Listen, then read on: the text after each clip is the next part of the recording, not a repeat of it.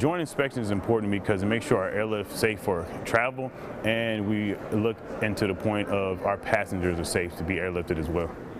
A JI entails the mobility force being the inspector, getting in contact with the user, which in this case would be the Army. We will go over documentation to make sure the passengers are good to go, make sure their cargo is properly marked, weighed. We make sure that the hazards are identified and that all documentation and the cargo is able to be presented to the loadmaster. A JI is probably one of the most important pieces of airlift. JI ensures that the cargo is safe for airlift. Our mission is so important due to the hazards that are loaded onto our aircraft. Hazards, one, they have to be compatible. As instance, say if we had a battery that flew out and it was turned upside down and the acid was to leak, that would puncture a hole within the equipment, and it would actually damage the structure of the aircraft itself, which in turn would cause it to go down. That's why inspecting our cargo is so important. I would say the most important thing about my job being in the 2T realm, the transportation, is just the beautiful thing of just logistics. We will always need logistics, and it's never going away, which is why I love my career field. So I would say that's more or less the most important thing of my job. It's just the logistics side of the house. It's a career that's never going away. We will always need to move something from point A to point B. Being in the Air Force, working with the Army, it's not, at times it is challenging, but for the majority of the time, it's a pretty smooth process. Being in the 621st Contingency Response Squadron, we do a lot of joint exercises, so this is just really another walk in the park for us. My team and I had to make sure that we had the tools that we needed to successfully complete this mission, being documentation, having the right amount of personnel who are qualified to actually join inspect, and basically having a planned sequence of events. This exercise helps improve the team's readiness. Is when we have to be able to deploy within 12 hours, so we're basically mission ready at all times.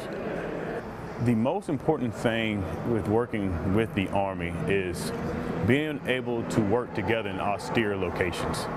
We're really geared towards working in joint environments now, and we definitely get an enhanced work environment by doing it here, during these exercises. For me, sir, I've participated in numerous exercises now, so this is just really another, I guess, a walk in the park. Just to see our new aerial porters come in and be able to get hands-on training, it makes the training and exercise worth it. It is important to work with the other branches due to the fact that we do a lot of joint training, we do a lot of joint exercises, and even with deployments now, there are a lot of joint environments. And even in CONUS being at our home station, we're joint operation now being stateside. So it's always good to learn our sister services lingo, how they operate, as well as they should know how we operate as well. Yes, sir, it definitely does help when we're overseas due to the point we're comfortable with working with one another now, and we know what to expect out of the Army as well as they know what to expect out of us in a deployed location. My mission here today is to get vehicles, cargo, which should be predominantly vehicles, Humvees as you can see, ready for airlift to their forward location in the theater for the operations of this exercise. Readiness, I couldn't pick the better word. The only way to get ready is to stay ready, and that's what I tell my family, my peers, everybody. If you stay ready, you don't have to get ready. And by us doing a number of these exercises, time and time again, it just improves our readiness. When we have to go together, why not work together, especially when you're training? If we're going to be out there in the field, that's what the C is in our CRS contingency. And when we respond to any type of contingency, the Air Force isn't going by themselves. There's always going to be some sort of Army component with us. And like I said, it's just, why not play the same way that you're going to practice? Our mission today was to take out our vehicles that will be airlifted onto an airfield for a mission, and to GI them, clean them as best as we can, and get them properly inspected by the Air Force to be loaded. Working with the Air Force is going very smooth. They're very informative. They helped us get our mission done, gave us our tasks that needed to be carried out very clearly, and you know, they've been very helpful with us with supplying hoses and things like that as well to accomplish our mission. This exercise is actually very important for us to get up our knowledge and to get up our experience to deploy, because our unit in general is getting some future missions to go overseas, and a lot of our lower enlisted and even some of our newer NCOs have never deployed before, so things like this are extremely important to create team cohesion and to really start to bond as teams and squads and get to know each other and learn the important skills that we will need to use overseas. I believe it is very important to work together with the Air Force because we cannot accomplish our overall mission without their assets, without their air support, without their general skills and their more technical skills to help us complete our mission. You know, in the Army, we're soldier first, and then our MOS second, and with them, they're very technically skilled, and they bring a lot of knowledge and new information to us to help us complete our mission. A JI for us entails definitely making contact with, in this case, the Air Force, and seeing to what extent these vehicles need to be prepped. Yesterday, we had 6 soldiers take 3 Humvees over to the Air Force, and they conducted what's called a joint inspection, where they prepare the vehicles for airlift. They go over the vehicles with the soldiers, tell them any deficiencies or weight distribution problems that they've had, and then they get some time to correct them, and then the Air Force packages them up and takes them over until they go on the aircraft themselves. Today, the soldiers show up 09 for a 12 o'clock mission, and they join their vehicles. When the Air Force is ready for them, they in-processed, then they made their way to the tarmac, and then they loaded the plane. It was really cool about it was that the soldiers got to load the vehicles themselves, which usually the Air Force would do that, so it gives them a lot of cool experience that they normally wouldn't have gotten. Once they loaded the plane, they took off and landed approximately 20 minutes later at Naval Air Station Lakehurst. From there, they unloaded the vehicles and the personnel.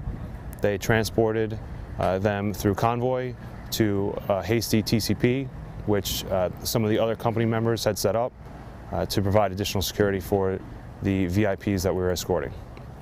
From there, we convoyed to Bivouac 15, which we're setting up for contingency operations. The MPs are pretty much almost multi-purpose. They serve a lot of different functions, a lot of different roles. We can provide things such as support for a company or a battalion that doesn't have enough security for a road that may be considered hot or has likely contact. We can do detainee operations. We can process them from the battlefield as well as detain them in a larger facility. We can provide policing operations, whether that's FOB security or base defense. So there's a lot of different things that the MPs can do, and a lot of things that the soldiers and the MPs in the reserves, and especially in the 200th, prepare to do. My favorite part about being a commander overall is definitely being around the troops. I feel like I'm still involved in the training. I know I have to do a little more on the administrative side, but I get to be around the troops. I get to train them. I could train with them, and I'm not as concerned as a platoon leader about all my metrics. I can actually go out and hang out and make sure that the training they get is awesome and as realistic as possible. This is probably the first real mission, or realistic mission, that a lot of these soldiers have had since basic training. So some of them, of course, can be a little rusty, but as the time progresses, they're definitely going to be more comfortable with the mission, more comfortable with their duties, and more comfortable as their abilities as a soldier. Many of my soldiers that are here right now have never deployed. A lot of them are relatively new from basic training. And things like this is what's going to A, retain them, and B, get them ready for deployment. Now, obviously, this isn't necessarily going to be the type of deployment that they're going on, but it gets them into the mindset that they are in the military, that they matter, and that the people that command them actually care about them.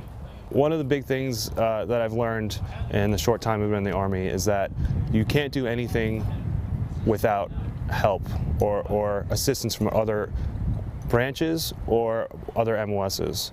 So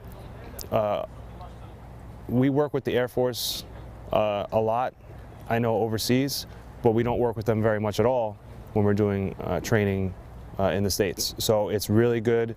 It was a really good experience to work with them during this mission. I think we made a lot of contacts we might use in the future as well and try and keep up that relationship we have. My experience during WAREX have been overall just a learning experience. From training prior to this and then being able to apply it in the field has just been extremely effective.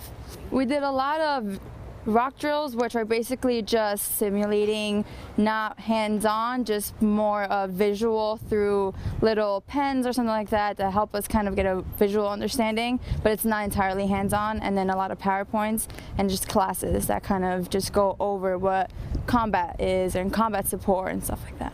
With the hands-on, it really kind of puts that realistic image in our heads and is able to kind of, being in classes, you can kind of learn, but here you're able to know yourself, understand how you're going to react to certain situations, in which in classes you really aren't able to do so, because here you're just thrown into it. The training is kind of very realistic, so you're able to kind of apply what you've learned along with knowing how you react to things and then continue improving as well. Again, because it's just realistic and it kind of really prepares you with combat experiences. I mean, I wouldn't know a lot of the stuff that I'm doing unless I wasn't really placed in a realistic scenario.